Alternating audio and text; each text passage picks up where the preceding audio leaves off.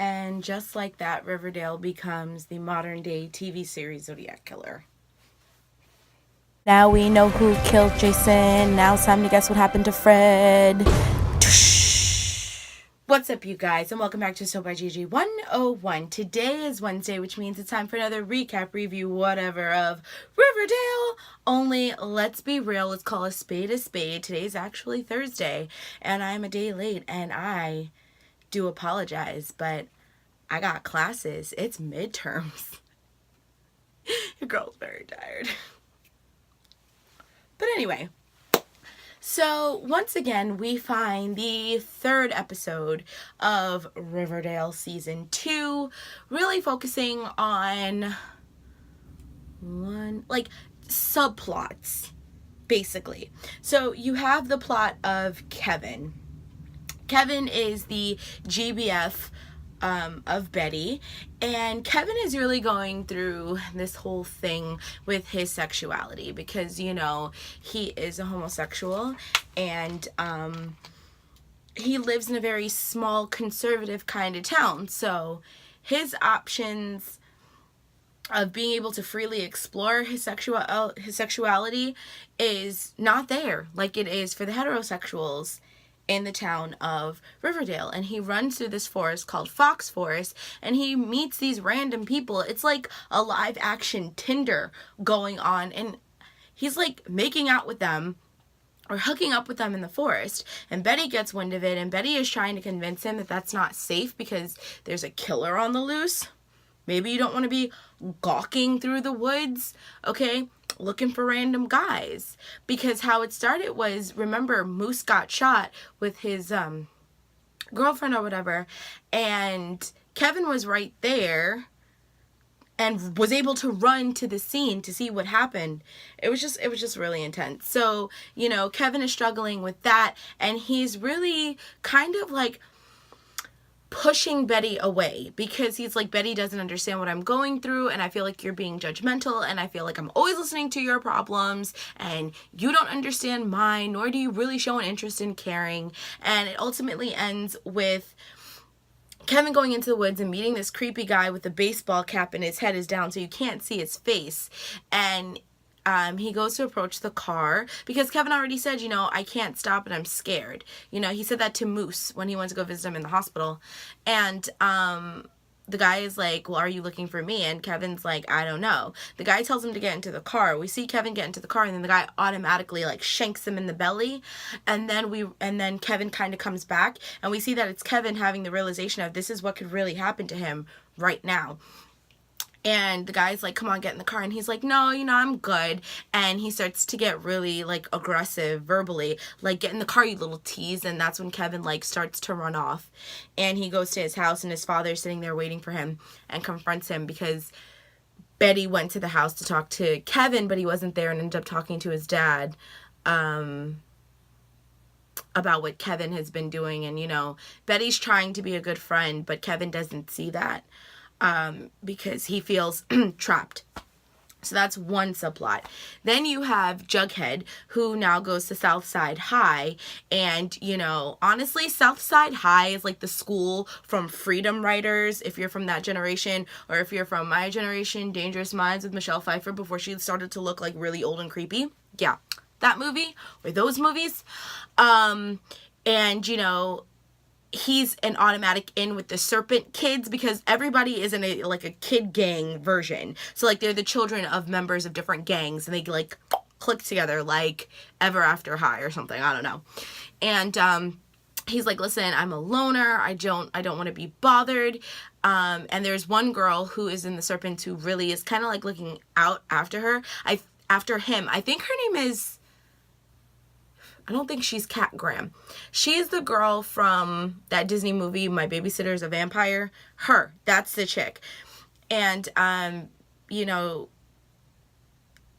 he basically tells this kid named Sweet Pea, who's part of the Serpent's baby Serpent gang, you know, like, I don't need you, da-da-da-da-da, and Sweet Pea's like, well, you needed us last week, and he was like, there won't be any more favors, like, I don't want to be part of this life, and the girl kind of lets him, I think her name is Tony kind of, like, you know, whatever, just let him do his thing or whatever. And then they're telling him that, you know, your father has a lot of pull, you know, and there are a lot of other kids in here whose family are in other gangs that would love to take a piece out of you or take you out just because of who your father is.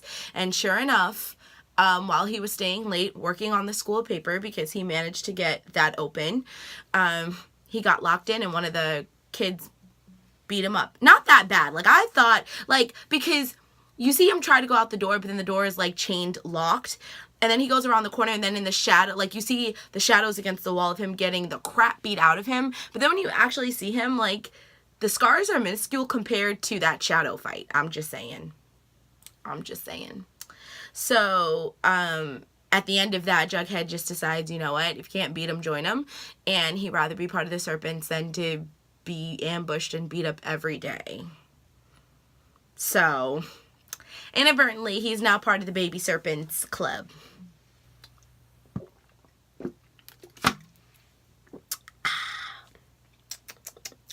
Poland Spring sparkling water. Yum. So there's that. Then you have Archie. And Archie kind of has two subplots. So, you know, Archie is on this, we need to find who this guy is, this, that, and the third. And he reaches out to Reggie, and he's like, let's start kind of like, I don't know the right word for it. He wanted to start kind of like a legion, to protect the town, because he feels like the police isn't doing anything. I mean, honestly, Moose got shot up, his dad got shot, his wife is dead, or Mrs. Grunwald, whatever, is dead. So they start the Red Circle, which of course they're gonna have to start the Red Circle. He's a redhead, just the redness of it all. And, you know, they decide to start the Red Circle, and they're casing the town of Riverdale, and they're kind of like on patrol, and they have a beat or whatever. And that's like one side that he's dealing with. But then the other side that he's dealing with is Veronica's dad, which plays into Veronica's part, because, you know, Hyman, I think that's his name, is back in town or whatever. And, you know, she's like, well, we're going to start anew. Veronica really thinks she's calling the shots. And this is something that kind of irritates me about this show. Like, these are teenage children. Like, they're children. They're teenagers, yes, but they're still children. Yet they sit around and they act like they run something. They act like they're privy to know everything in their parents' business. You're not, but you know. So, she wanted to have her friends over so her father could be like a normal dad, essentially, and just kind of like meet up with them. And of course that leads to him wanting to have dinner with Archie. And then obviously there's something about his den, which is like the sacred place to be. That's where he wants to be. And Hermione is really trying to warn Veronica, like, you really don't know the first thing about your dad, and, you know, you might want to just kind of like back it up there, killer. And Veronica is being Veronica. I love Veronica to death, but Veronica is so stubborn, and she can be so annoying. Like, this season so far, she's really been annoying me. But like,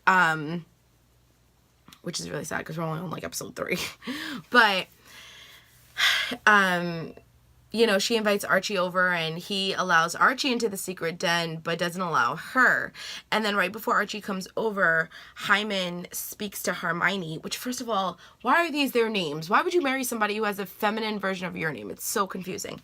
But anyway, so he speaks to her, and he's like, you can ruin your relationship with our daughter if you want, but don't you ever try to ruin my relationship with her. And she looks so scared. So you can just tell, you know, that it's an abusive relationship. You can tell that Hermione is just scared. Like, at first we just thought that she was being like a baddie. I can't say the word or else I'll get blocked or something. But like, you know, we just thought she was being like hardcore. And now we're starting to realize she's not being hardcore because that's her personality. She's being hardcore because she's in an abusive relationship. And if she doesn't, she's going to get her butt kicked. So that was the thing. Then we finally get to see Polly, which I thought was so serendipitous because on my last video, you guys were all like, where's Pollywog? And now we get to see her. And Polly decides to run off and join a farm. She doesn't want to join the circus. She wants to join the farm. We're getting modern, people. We're getting modern. And all of this comes to full circle because of one thing, and this is why I call it the Zodiac Killer show now, because Betty's mom, Mrs. Cooper, I can't remember her name, gets a piece of mail, a manila envelope, and it says Cooper on it, and inside is a letter from the killer, and the killer's name is Black Hood, so or something like that. So here we're seeing a crossover of the Zodiac Killer meets Pretty Little Liars with the name, okay? And basically, if you've ever seen the movie The Zodiac Killer with Jake Gyllenhaal, then you would see the direct comparison to tonight's episode and what the preview for next week's episode is going to be. And he basically says, I'm the killer. He had Fred's wallet, and he has Mrs. Grundy's, like, weird red glasses, which just isn't appropriate for a woman of her age, but to each their own, no judgments here. And you know, they take, and he says, you know, I'm doing a justice. Y'all are all at my mercy. Y'all are the sheep. I am the stalker in the night. And he said, and it's crazy because what he said was exactly what I evaluated with you guys last week. He said, I shot an adulterer, Fred, because of what he did with Hermione. But the interesting thing is that why would you shoot Fred instead of shooting Hermione? Because Hermione was the one that was married and technically did the wrong thing. Fred and his wife are divorced, aren't they? Like, I'm not tripping, right? So I just thought that was really interesting. But he said, I shot an adulterer, I killed a pedophile, and I shot teens in living in sin or something like that. And that's what led Pollywog to want to go and live on a farm. I'm sorry, I don't know how she thought that living on a farm is a safer bet with a killer on the loose, even though it's in another town. It doesn't really matter. And, you know, but whatever. And this is my favorite part. They were all like, he's killing people that's living in sin. And Betty, it's like, but Polly, you're not living in sin. Thank you, Polly. I give you mucho mas aplaudos. Because Polly was like, I'm an unwed pregnant teen that's giving birth to her dead cousin's baby. I'm the poster child of living in sin. And I was like, I mean, you're right. It was hilarious, but you're right. And so obviously they take it to the police. The police take it to the mayor, and she's all like, they're all like, you're not going to post it. The cop is like, I'm going to take it in and I'll send you a copy. And she's like, oh, we already have a copy. We had to make a copy to send it off to the front of tomorrow's newspaper. Duh. Like, what you mean? What you talking about, Bob? So like, this episode was just like, wow. Like, I just see so much of the Zodiac Killer going on. Reggie is so intense. Like, Reggie is one of those, like, hype men. Like, you say something to Reggie, and Reggie just has your back 100%. Now, a lot of you are asking, who do I think is the killer? Some of you have said that you think Reggie's the killer. The guy in the mask has green eyes, and his eyes are very old. They're very aged. So, I mean, yes, it could be an actor that is supposed to pretend to be one of the main characters, but I feel like Reggie is Asian. So, if it was, like, Reggie, the actor should have been Asian. For you to make it Reggie and then have this whole actor where everybody keeps talking about this guy's eyes and then it's not Reggie. I mean, and you know, the eyes are green and then it's supposed to be like, it's not lateral. It doesn't make any sense. The fact that it doesn't make any sense is frustrating me so much I can't even get my words out. Okay, it doesn't make any sense. So I personally don't think that it's Reggie. I don't know, but I do know that I was right in my first assessment where I said he was killing people that had specific, you know, reasons to why they were killing them. So he's killing people that are living in sin and doing the wrong thing. I got a glimpse of the preview for next week, and Betty gets this weird letter written in Zodiac language, you know, has to be decoded, and she's like, oh, he said he's doing this for me, but I don't know who she was talking about. It could have been Jughead. It could have been anyone. But that is all that I have for my Riverdale review, you guys. This episode, I was just kind of like merp about, you know, I do want to see what's going to happen with the lodges, though, with, you know, finding out that Hermione is in an abusive relationship and how that's going to play out. And, Veronica keep trying to force this relationship with her father. It's very interesting to see how this is going to play out. Oh, and did I not talk about Mary Cherry? Let's talk about Mary Cherry real quick. Mary Cherry was just gawking around everything and just kind of instigating and egging on Kevin and Betty's feud. So, I don't know. She's under wraps so far this season, and I feel like whenever somebody who is so prevalent in the first season is under wraps in the second season, there's usually two reasons. One, they're either pregnant in real life and they have to be very cautious about showing the body, and so they kind of just put them on the back burner, kind of like what they did with Callie Duquesne on CSI Miami when she got pregnant. Or two, they're plotting because they've got something to do with the sinisterness of the season. So I don't really know what's going on, but it should be very interesting to see play out. What were your thoughts? What were your opinions? Tell me in the comments down below, because you know I want to know. But with that, that is all that I have for you guys today. And you know what to do if you want to be part of the Gigi Meister Mer Pod and come swimming with us on all of our adventures, Riverdale or Schnotts. Okay? All you have to do is rate, comment, subscribe, and share, because sharing is caring, and I'll be seeing you in my next video. Loves and likes ya. Bye.